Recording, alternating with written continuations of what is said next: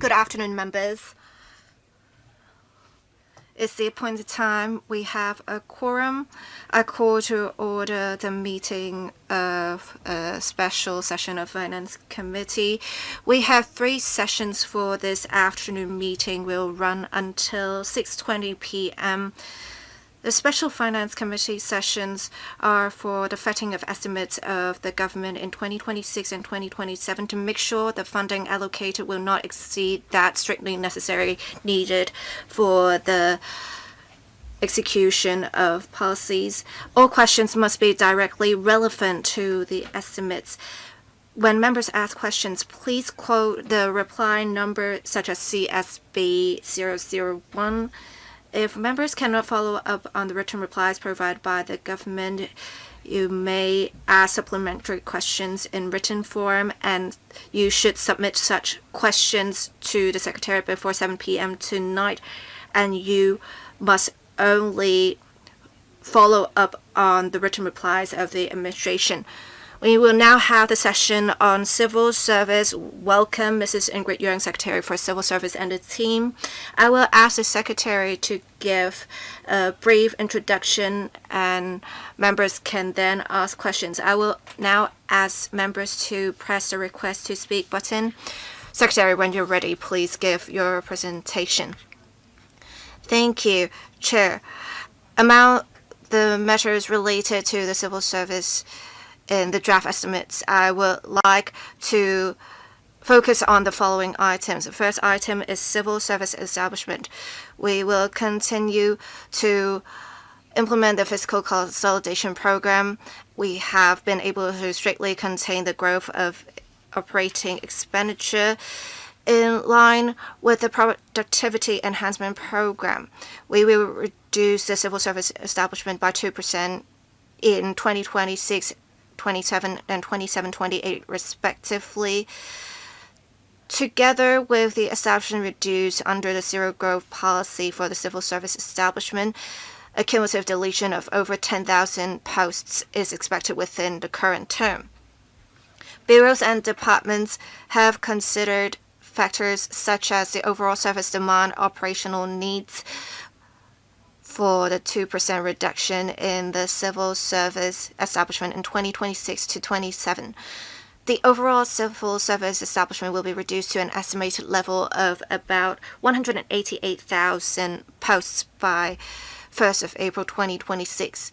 I would like to reiterate that the reduction in establishment is the most direct way to reduce the actual expenditure, as the financial provisions for personal emoluments allocated to bureaus and departments are calculated based on the establishment rather than the strength. With the reduction in establishment, the provisions allocated to them will be directly reduced. I understand that concerns have been raised about the impact of the reduction in establishment on the development of large-scale projects and the efficiency of daily services. I would like to clarify that reduction in the civil service establishment is achieved by optimizing manpower arrangements through reorganization and reprioritization of work while maintaining the efficiency of public services. If posts are essential to the provision of public services, they will be retained. Departments with actual needs can still apply for additional manpower. For example, for the preparation of the APEC Financial Ministers meeting, we will deploy internal manpower and create time-limited posts as necessary.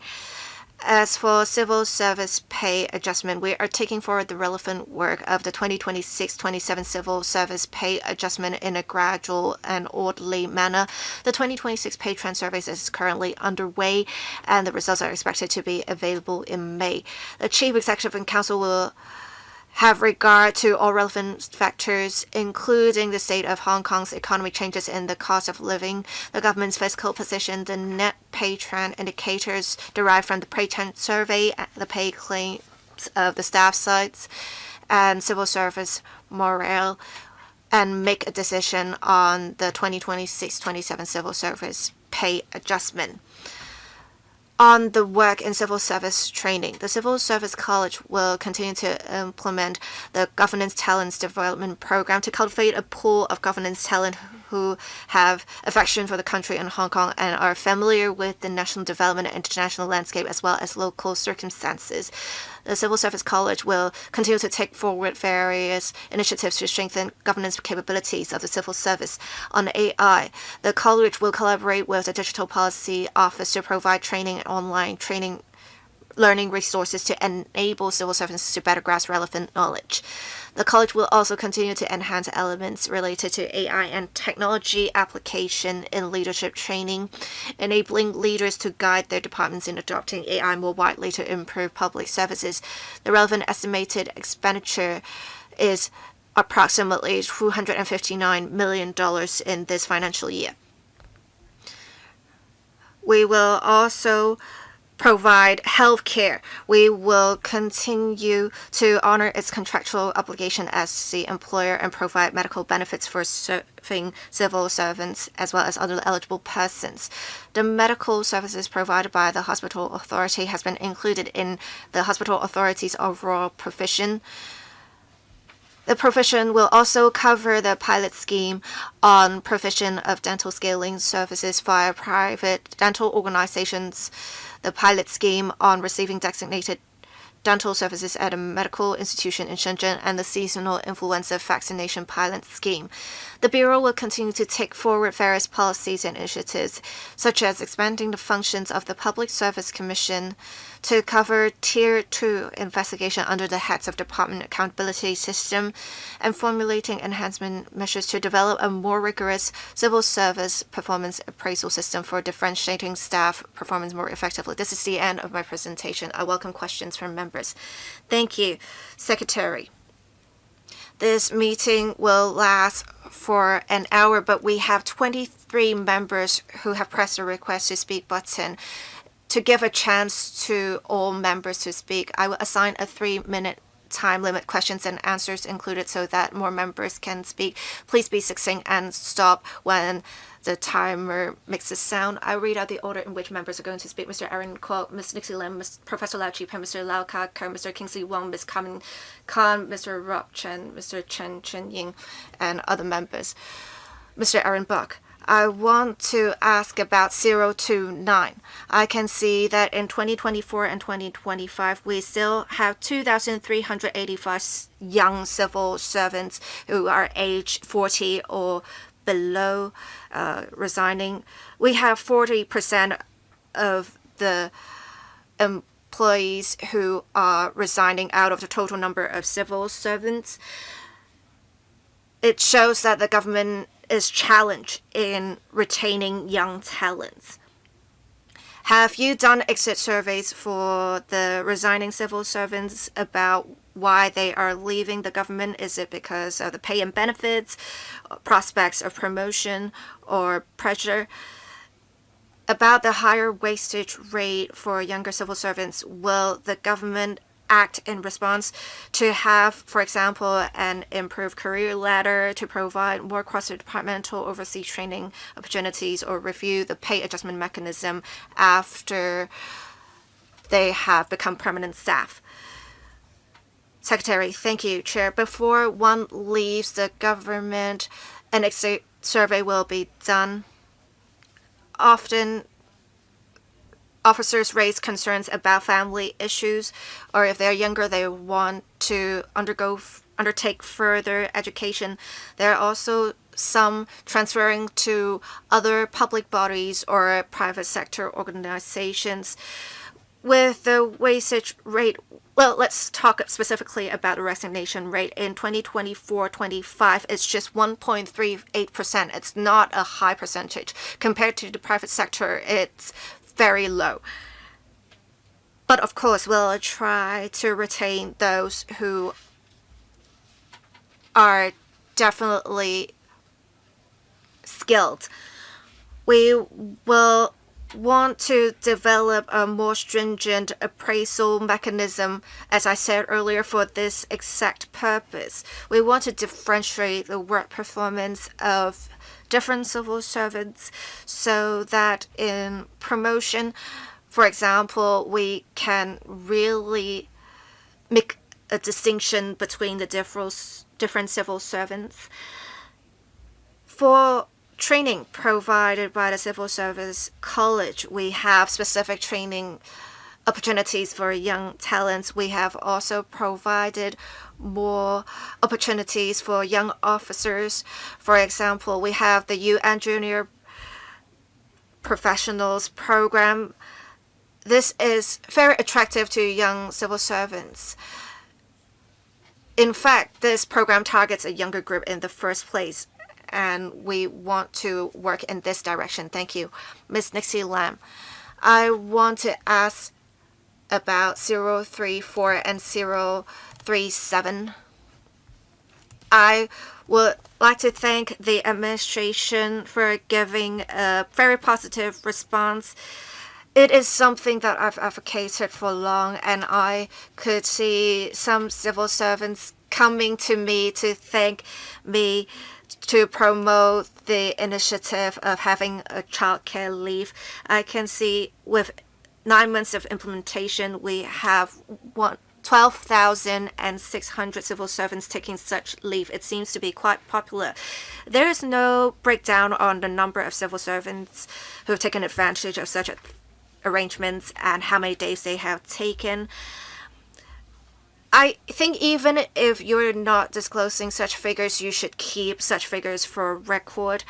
I also note in 037, in the past 3 years, we have the wastage rate being 5.7, 5.4, and 4.8. We see a declining trend.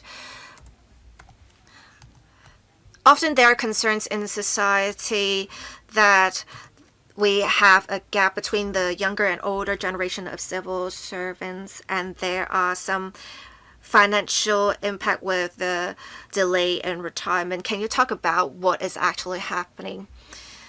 Thank you, Secretary. On childcare leave, we do take a uniform approach as long as one has a child who is aged 3 years old or below. One is entitled to 3 days of childcare leave, which is why we do not have a breakdown.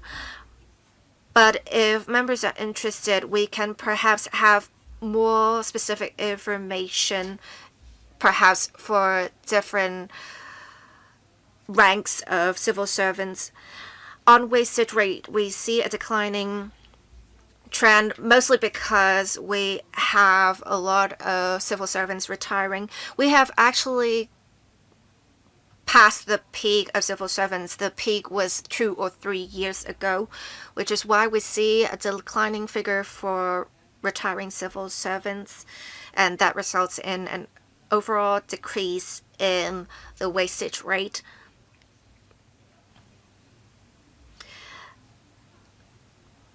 If departments need certain civil servants who are experienced to stay in the departments for a bit longer, and it does not affect the promotion prospects of other officers, they can extend their work beyond retirement for 120 days.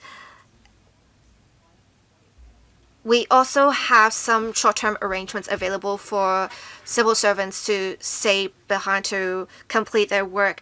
I believe I provided such figures in the reply, and if the chairman will allow it, I will perhaps provide such information after the meeting. Or maybe Ms. Nixie Lam can just refer to the specific figures. Professor Lau Chi-Peng, I want to ask about 052 and 053. For 052, I want to ask about the internship placements. Are they tailor-made, or do we have arrangements specific to departments? We realize before with internship placements, for students interning with different civil servants, they may have completely different treatment. Some civil servants unfortunately think students are in their way of their work, so they do not pay much attention to the interns. Is it possible for us to have arrangements such as, say, in the next 5 years, which departments will be hiring interns, and we can work with tertiary institutions in advance on this? And I also want to ask if there will be qualifications framework recognition for internship placements. On 053, The Bureau said they will continue to make use of AI, etc. I want to ask what the direction is. Will we have some sort of timeline? Will there be some binding pledges, say in 3 or 4 years, what you'll do? Thank you. Secretary. Thank you, Chairman. Concerning interns, the government doesn't have a regular framework concerning the work contents of interns. In fact, any bureaus and departments are eligible for joining the internship programs. They all have very different purviews of work, so we have not set a framework for the work contents for interns. But there are overarching principles for the relevant departments to follow. For example, the interns should not be asked to do something which fall much below their academic qualification. For example, the interns should not be asked to do photocopying jobs because they are university graduates, so they should be given more complicated tasks. I thank the member for his questions. We will ask the mentors to give their hearts in leading the interns. It is a good opportunity for the interns to learn and also for them to learn about the government's work. If the mentors are too busy with their own task and can spare no time for the interns, that would not be beneficial for achieving the purpose. Sorry, Secretary, for the remaining 2 questions, if needed, Professor Lau should submit a written question to the Secretary. Mr. Lau Kao-keung, thank you. My own questions, 54. Now, as mentioned in the annex, the number of short-term internship placements provided by the bureaus, among them, the ITIB has provided 950 internship places, accounting for 1/5 of the total number. So how is the number decided? And also, all the interns are valuable talent. So besides enhancing the internship program as suggested by other members, are there any ways to encourage well-performing interns to join the civil service after their graduation? Secretary, now the 3,640 placement quotas are not allocated evenly. They are shared among all voluntary bureaus and departments, so actually the number can be much higher than that. The ITIB has recruited more interns, possibly because the departments under the ITIB have more capacity to take them in. We will encourage other bureaus and departments to take in more interns as well. And starting from 2022 to 3, we allowed final year graduates to apply for internship placements. And also, we are now extending the program to sophomore year students. Now, for sophomore students, during summer holiday, they would be eligible for applying for internship in the government. So this is a very proactive move to encourage talents to join the government. I would defer my question to, as I mentioned in the previous question, we will ask the mentors to be fully committed in tutoring the interns so as not to waste the opportunity of learning. We would like to encourage more young talents to consider civil service jobs. Mr. Kingsley Wong. Thank you, Chairman. My own question, number 70, concerning the civil service housing allowance schemes. Now, in year 2024 to 5 for green farm accommodation, there were some 1,000 quotas available for 750 civil servants. Now, for PRH quotas, there are some 2,800 applicants, but there are only 1,000 quota places. So the average number of years of waiting is 5.1 years only in society. Now for PRH, it seems that the number of applicants exceed the number of quota places available by 6 times. So would the government set a target to align this ratio with the ordinary applicants? There should be more PRH places for civil servants applicants as well. Secretary, we understand that civil servants, in particular junior post holders, have more accommodation needs. However, in society, there is great need for PRH housings. So every year, the Housing Authority would consider the number of quota places available for civil servants. In the future, we foresee that the supply of PRH flats would increase.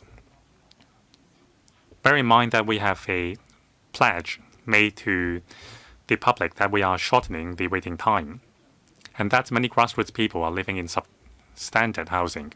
So we need to balance the two. We will continue to pay attention to the supply of public housing. If the supply is abundant, then there may be room to provide more quota places for civil servants applicants. However, this must be on the premise that there must be abundant supply to the ordinary public. Can you make reference to the waiting time in society? For example, 5 years waiting time for both ordinary and civil servant applicants. Because as of now, the waiting time for civil servant applicants are 5.8 years. Secretary, we will continue to shorten the waiting time for both queues. Concerning PRH flags for civil servants, this is not a condition in the civil service contract, so we have to strike a balance between the two. Ms. Carmen Can, thank you. My own two questions, 028 and 27. First of all, Public Service Administration Order 12, that is the rapid removal mechanism. Now, for substandard civil servants who are ordered to retire early, now according to the reply, as at March, over the past 2 years' time, only 24 officers have been issued with Section 12 notification. 4 of them were ordered to retire, and there are 14 cases still being processed. So after 2 years' time, why are there still 14 cases being handled? Now, according to the reply, some civil servants tendered their resignation when they are about to receive the notification. So I think that also serves as a deterrent, but we have to be careful. Otherwise, it seems that only a small number of civil servants have received the notification. Now, this is a very effective tool. According to the Public Service Commission's ordinance, the post of chairman may be filled by civil servants who are eligible for pension. So what would the arrangement be in the future, since there are fewer and fewer pension-receiving civil servants? Secretary. Now, for the Public Service Administration Order, despite the number of cases ongoing, that covers the entire period of 2 years. Now, in fact, there are more and more cases being handled with a shorter time period, for example, 9 to 10 months, according to bureaus and departments. Now, in the past, it took 30 months to handle the entire process, including hearing from the accused themselves.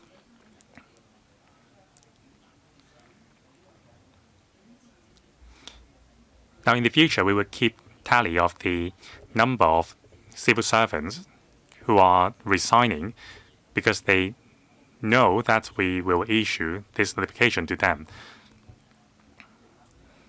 Now, second, concerning the requirements under the Public Service Commission Ordinance,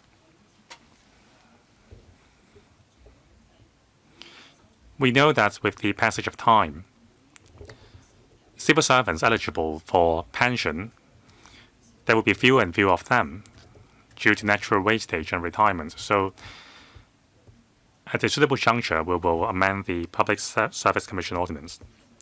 Mr. Rockchen, thank you. Question 013. According to the government has not kept account of the amount of money saved because of zero growth in civil service establishment. If that is the case, how can you compare whether the financial secretary's target of saving 2% of recurrent expenditure be met without these data? Second question, now the government has been dedicating to digitalization to save costs, and I support that. Now, for this aspect, can the government give us some successful cases?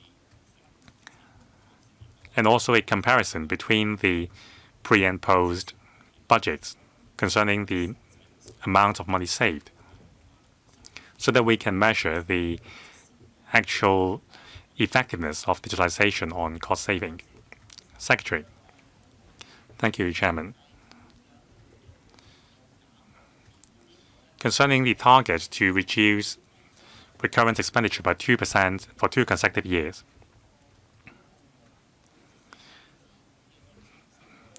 the target is reflected in the individual budgets of individual departments.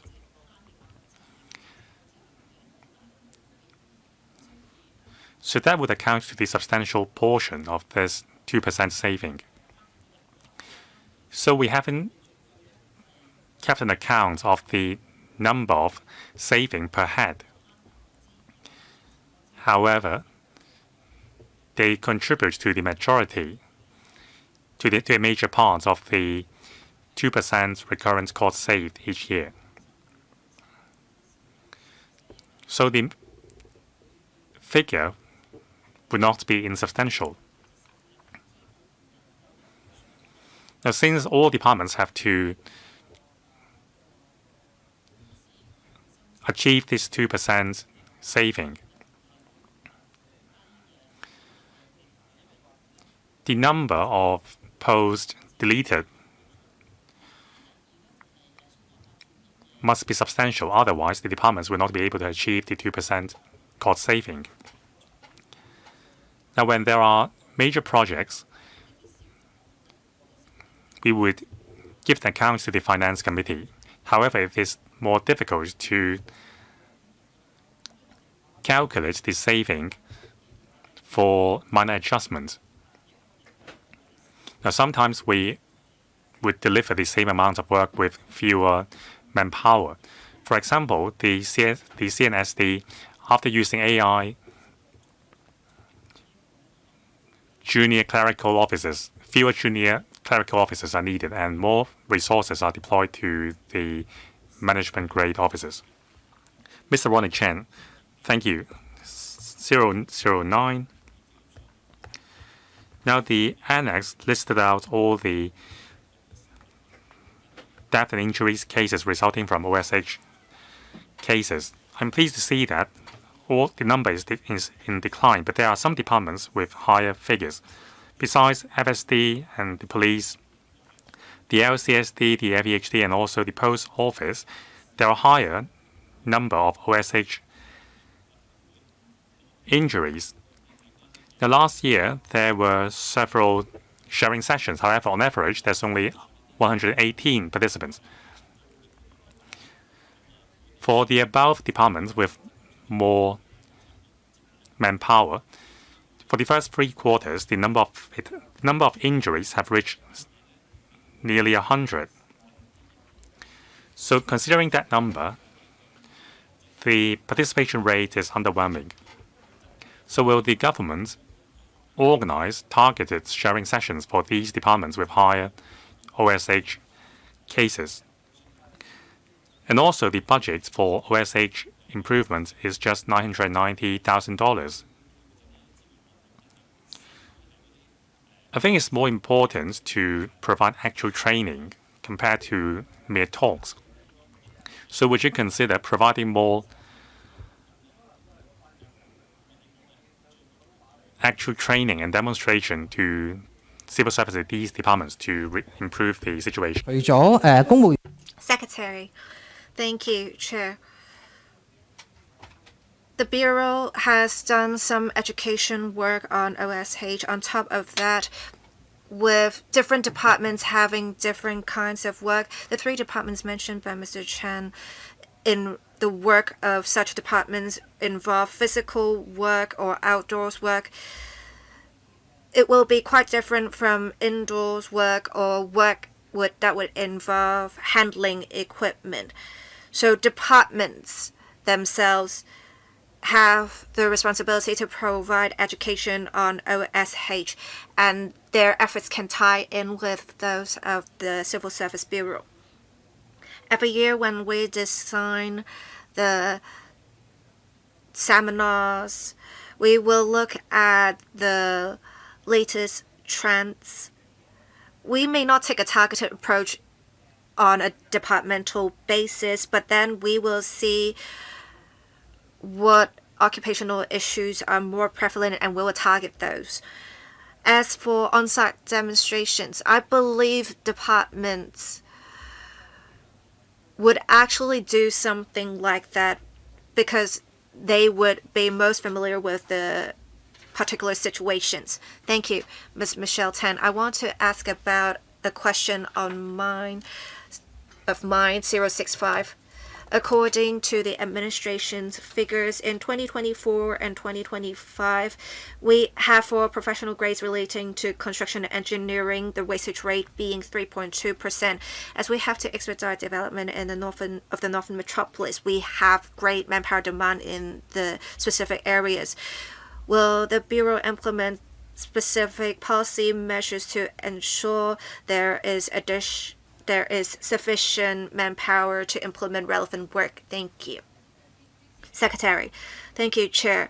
The figure is a total. The 3.2% figure is higher than the average for civil servants, but that is actually not a high number.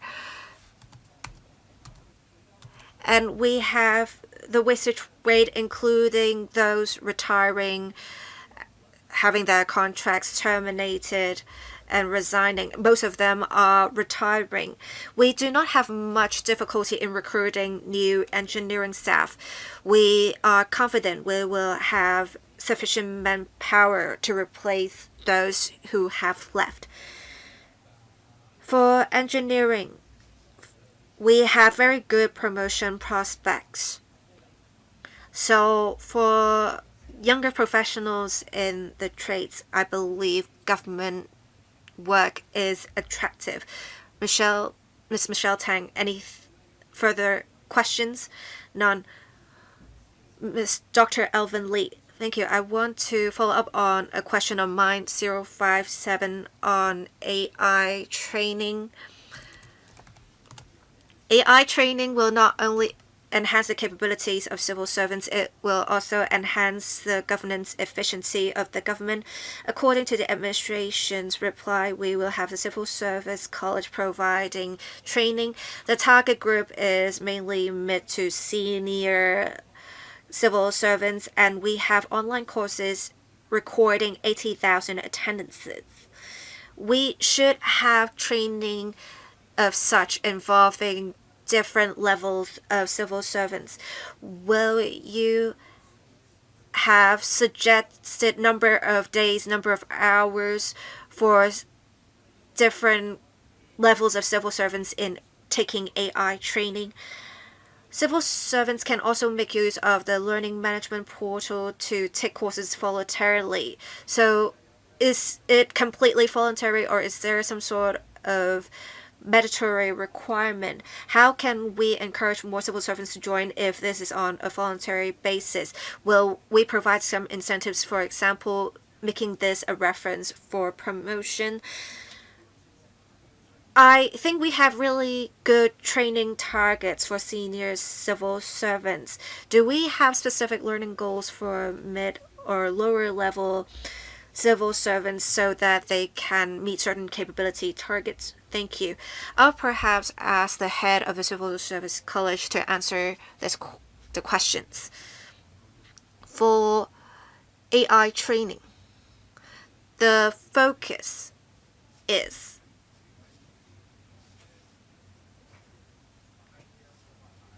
say for mainland training, we have AI, data applications, smart city development. We have arranged for officers to visit important facilities in the mainland relating to such areas so that they can have a better understanding of different AI applications. We want to refer to mainland's experience in providing livelihood services, e-commerce, energy saving technology, security systems, commercial robotics, and drones to provide a reference for civil servants to see how they can be applied locally. So, with the Civil Service College, we are trying to equip heads of departments with such knowledge and skills. And once they're equipped with such skills and knowledge in the design of the workflow of the respective departments, they can select the right tools and provide specific training to officers. Sorry, can you specifically provide whether there are specific learning goals for online AI training for mid and lower level civil servants? We have this learning management portal. We will have specific targets for 2026 for mid to senior level civil servants. We will ask them to undertake a certain number of hours of training, and the training would cover AI and general technology. We will implement a credit system. We will ask civil servants to complete 40 credits of training. After completing such training, it will be of reference in appraisal and promotion. Mr. Kenneth Fogg, I want to ask about my question 018 about deletion of posts. I asked about the ratio of senior and mid-level civil servants. So for lower level civil servants, we will have a 57% cut, mid-level 40%, and only 3% for senior civil servants. That is a great discrepancy. I want to ask if this is consistent with the general ratio for civil servants. Will we be giving off an impression that we are fattening the top but slimming the bottom? I also want to ask about Mr. Rock Chan's question.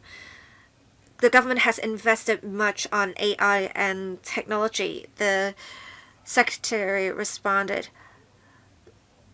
that with the use of technology, we should be able to, we have not really changed much in manpower establishment.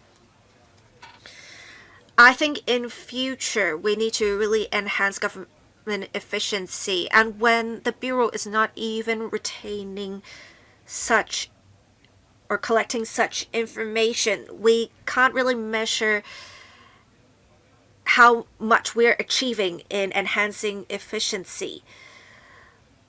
So how can we really measure the enhancement in efficiency with the use of technology? Thank you. Secretary. Thank you, Chair. With the proportion of deletion of posts for senior, middle, and junior civil service posts, we actually have junior civil service posts being the majority. So we have different percentages in cuts. For example, senior civil servant posts only take up 0.8% of the total civil service establishment, which is why we have a lower percentage for senior civil servant post cuts. That is reasonable. If we make use of technology to save manpower, often the manpower saved would be frontline and junior posts, which results in more junior civil service posts being deleted. On the second question about efficiency, actually, for the larger programs, when we seek funding from the finance committee, for example, we have to clearly explain how much manpower we can save. Maybe we cannot really cut costs, but we can save manpower, thereby enhancing efficiency. For the smaller departments or teams, we need to make sure there is flexibility so that they can make use of the saved resources elsewhere, to make sure there's incentive to do so, which is why we do not have specific information. But if the member wants to know, we can provide some specific examples on where saved manpower went to. Mr. Dennis Leung, thank you. I want to ask about 003009 questions of Mr. Chao Su-chung and Mr. 0262 asked by Mr. Chris Ip. I note that we have 19,866 vacancies. That is 10.6% of the establishment. Will we be able to fill all vacancies this year? I think in the past 4 years, we have a similar vacancy rate. We are very concerned about the impact cost to the workload of civil servants and the morale. And I note in the question 026, in the past 3 years, every year we have 250 posts for open recruitment. Is this wrong? Because you have a general number of vacancies of close to 20,000. My last question is what Mr. Chen Chen-ying asked earlier about occupational safety and health talks. We have only 41 sessions held and only 3,600 odd people taking part. So we have 1 in 51 civil servants taking part in such sessions. In future, will we provide more relevant in-service training, or will we conduct more publicity on occupational safety and health to minimize the chance of workplace accidents? Secretary, let me first clarify that 250 does not mean 250 vacancies. It's 250 ranks that will conduct recruitment. We will have a number of vacancies for each rank, so it's not just 200 odd vacancies. And with the numbers, we always need to consider the denominator. The denominator is actually quite a large one. As at 1st of April this year, with the cut to the establishment, we have a smaller establishment of 188,000. So we have a lower vacancy rate now. And as I said earlier, we have less civil servants retiring. In the past few years, when we had the peak of retirement, we have conducted more recruitment exercises, but there are still people retiring. But now with less people retiring, the gap we have to fill will be smaller. Let me give you an example. For the Department of Health, this is also relevant to the general trend with the filling of vacancies of dentists. The Department of Health has done really well in recruitment last year. They have hired many dentists, and that has greatly lowered the specific vacancy rate. On occupational safety and health, as I replied Mr. Chen Chen-ying, departments also have to do work in education of occupational safety and health. For the specific departments that have more injuries and casualties, they should have targeted training. Mr. Charles Xiu-chung. Chairman, I'm following up on the question 007, my own question. That is the Chinese Medicine Hospital of Hong Kong's available service places for CSEPs. Now, back in 2016, I've been asking a question concerning the services available to civil servants by the Chinese Medicine Hospital. Now, 6 years on, with the hospital being commissioned for 4 months already, we still don't have service places available for CSEPs. So what are the challenges? Now, according to the reply, the government will allocate $4 million to the hospital for the first 2 years to support its operation. Now, that funding will come from the budget for the other 3 public hospitals with civil service quota places. Now, it seems that we are already maximizing the use of the quota places. So how can we still allocate $4 million from the tight budget? Now, another question, 004. I understand that the government will employ some non-civil service contract staff. Now, according to the reply, the government is now reviewing some NCSC staff where there may be changes in the delivery model of services.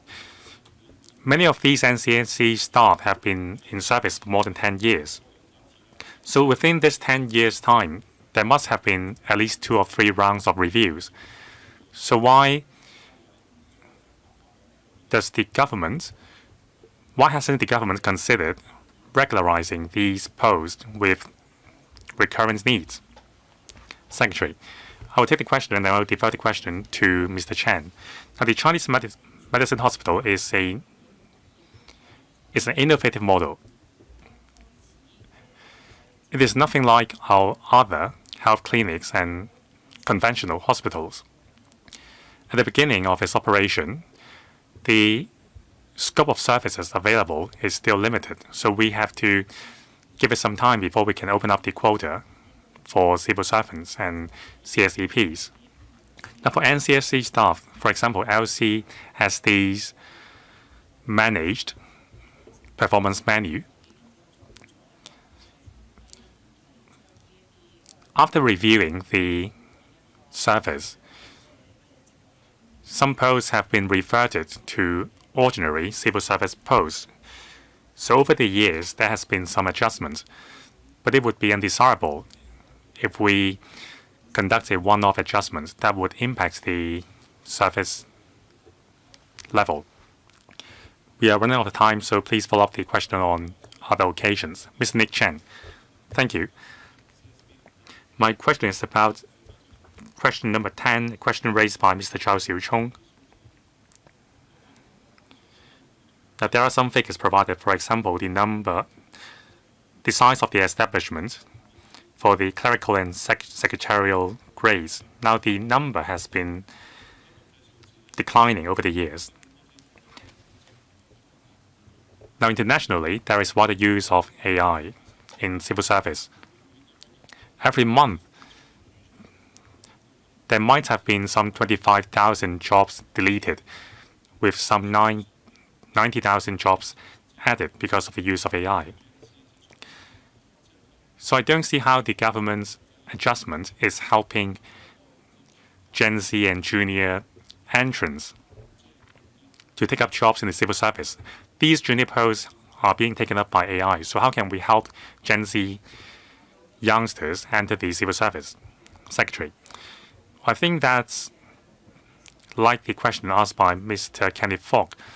More deletion is seen among junior posts. Even before the advent of AI, by digitalizing some workflows,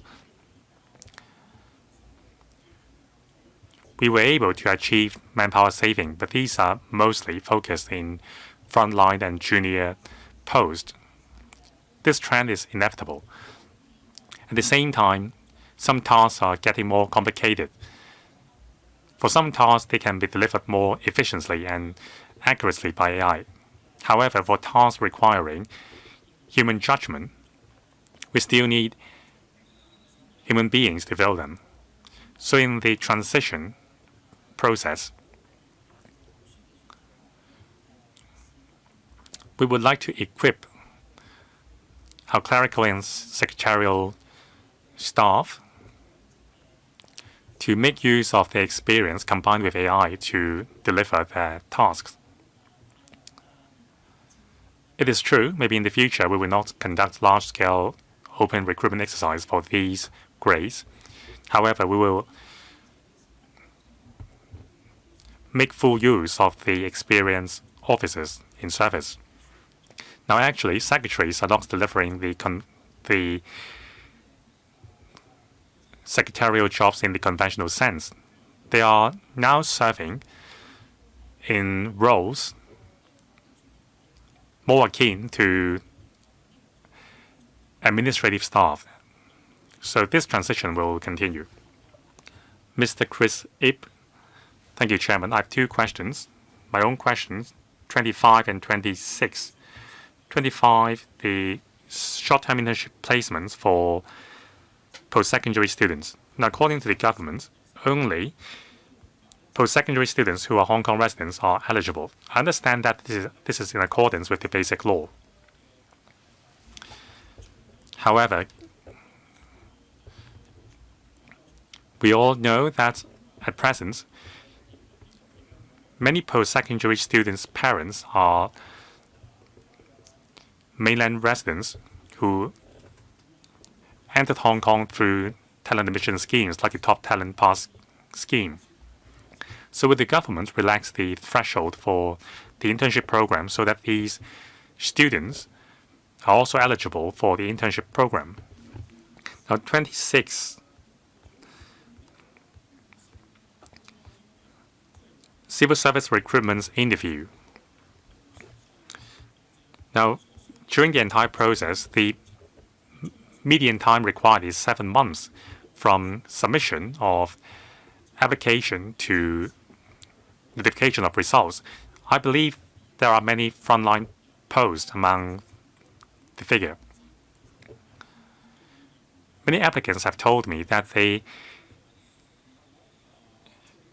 had waited for years before they got an offer. So is there room to compress the 7 months' time? For those more capable candidates, during the wait, they may be drawn to the private sector. So that's why I'm worried whether the government is getting the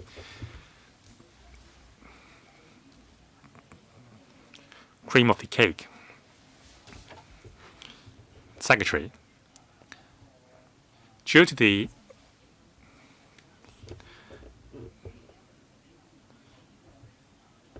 mechanism under the basic law, we are paying a salary to the interns. So because of this, we can only employ postgraduate students who are Hong Kong residents. But I thank the member for his suggestion. We will consider any workaround, but it is more difficult if the position itself is a paid position. Concerning our recruitment exercise, we are aware that for some grades, the exercise takes more time. So we have discussed this issue with the relevant officers with a view to shortening the time. Now, if there are a large number of candidates, we would adopt more effective rules to screen the candidates. For candidates who fail to meet the threshold, we would notify them as soon as possible. And also, we would deploy more manpower to conduct the recruitment process. Usually, there's only one panel to interview candidates, so it takes a longer time. So for departments who conduct who conduct recruitment exercise often, we would invite them to conduct a large exercise instead. Ms. Lam Chun Sing, thank you. Question 13. Now the government is reviewing the pay scale increment. So concerning the punitive mechanism, would there be a target? Will the government set a target of, say, 1% to 2% of civil servants who will not be given a pay increment? Now, with the government's tight fiscal position, one of the 6 factors being considered is the government's fiscal position. Of course, I hope that most well-performing civil servants will be given an increment. Now, question 63. The strength of the civil service is only 170,000. So we understand that the government is trying to slim down the civil service establishment, but we still need to keep the necessary manpower. So given this tight fiscal position, our departments hesitate to recruit talents even though they have the need. With such a dwindling civil service strength, will it affect delivery of public service? Secretary, the question of pay increment has nothing to do with the government's fiscal position. We have taken into account the factor of pay increments every time when we consider the pay trend survey. However, according to the condition of employment, only up to standard civil servants will be given a pay increment. So under the more stringent appraisal mechanism, we will consider civil servants' performance before giving them an increment. Now, satisfactory performance includes the capability of the civil servant as well as their conducts. If the conducts fall below our expectation, the civil servants will not be given an increment as well. Second question on recruitment. As I've told other members, we are confident that we will be more efficient in filling up vacancies which need to be filled. Now, there are a large number of vacancies. However, we cannot compromise concerning the quality of candidates. So sometimes there are a large number of candidates available, but not all vacancies will be filled because of the quality of the candidates. We will not sacrifice quality for the number. I will also allow Ms. Christine Fong to ask the question. We will be overrunning for 1 or 2 minutes. Thank you, Chairman. My question is on question 28 and 85.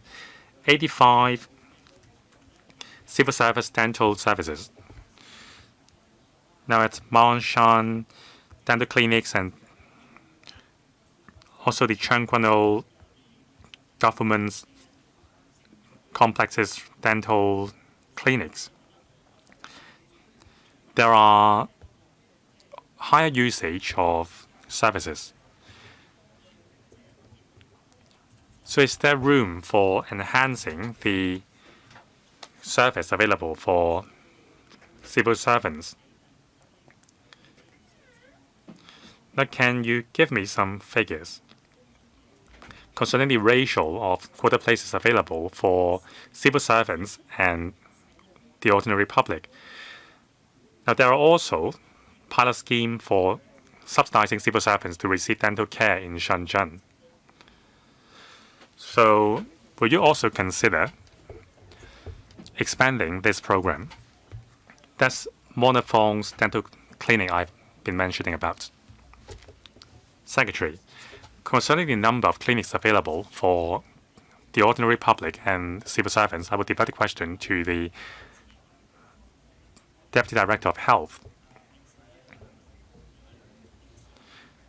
Now, the funding for civil servants' dental service is separate from that for the ordinary public. Now, on the second point about pilot schemes for subsidizing civil servants to receive dental care in Shenzhen, we are also using the budget dedicated to civil service dental care. So we'll also defer the question to the Department of Health. In terms of resources allocation, there is not much room for integration because they are separate. Dr. Fong, thank you. I will provide more information about manpower in dentistry of the Department of Health. We have 292 people responsible for civil servant work, but we expect there will be an increasing number of staff because in the past few years we have been able to recruit more local graduates as well as non-locally trained dentists through special registration and other pathways. In the latest recruitment exercise, we have many interns actually applying to the Department of Health, so we are quite optimistic about our recruitment results this year. When we closed the dental clinics earlier, we have this consideration that we want to open up the larger clinics first because it would be more cost effective. It would be a more efficient use of manpower. In 2025, we have reopened 5 of them, and this year we'll at least reopen 1 of them. Thank you, Dr. Fong. This is the end of the session. We have 17 members who have asked questions. We'll take a break of 9 minutes, and we'll be here for another session at 3:10.